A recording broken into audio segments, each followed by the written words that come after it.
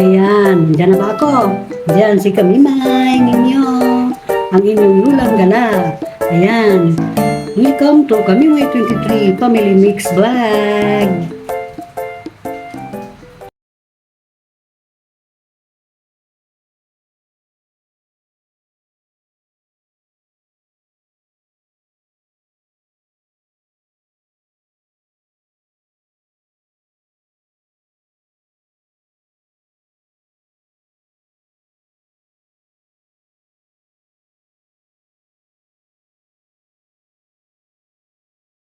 So ayan guys, umpisahan natin ang ating luto.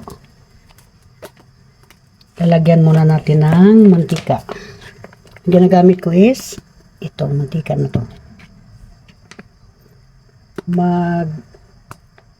Prito ako ng anong tawag dito? Pasayan. Shrimp ba? Maliit lang na shrimp. Maliit lang tayo na shrimp. Ayan. Ipainit muna natin yung mantika.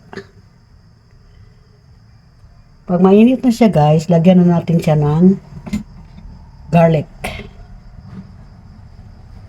Ayan.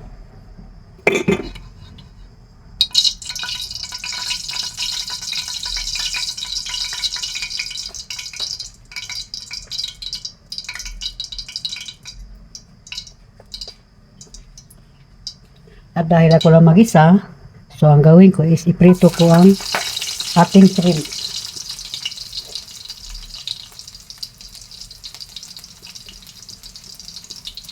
Diretso na to guys. Hindi to siya malalaki na shrimp. Maliliit lang siya na shrimp.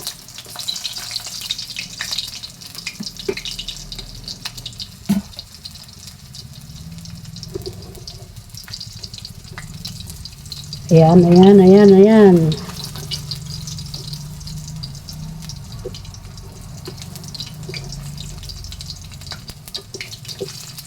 Huwag masyadong anuhin. Ayan, yung aking shrimp. Lagay ko na yung shrimp ko guys.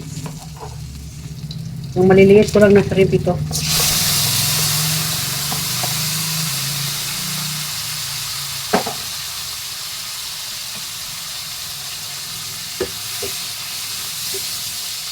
At dahil ako lang mag-isa, ayan ang detuin ko. Diba ako pag mag-ano ako ng ganito guys, anuhin ko yan hindi masyadong maraming mga ikan ba. Pati nga yung garlic ko, hindi ko na siya, dinikti ko lang. Madali lang naman ito maluto guys. May asin na yan. O diba? Pagyan na natin na takip. Para lutuin pa natin ng maisi.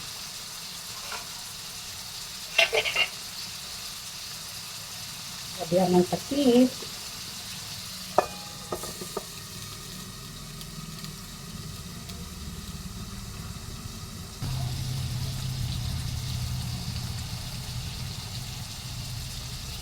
Ayan.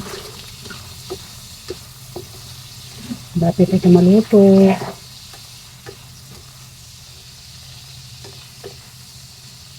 Matakbo itong kawali ko.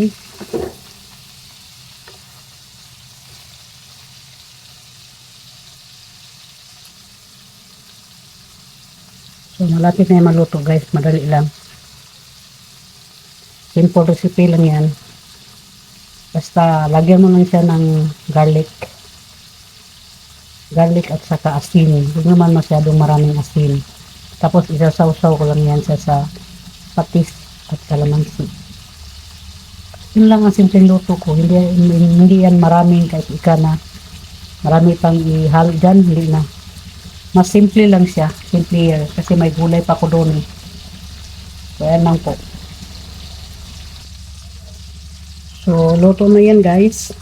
At ilalagay na natin dito sa ating lagyan. Ayan.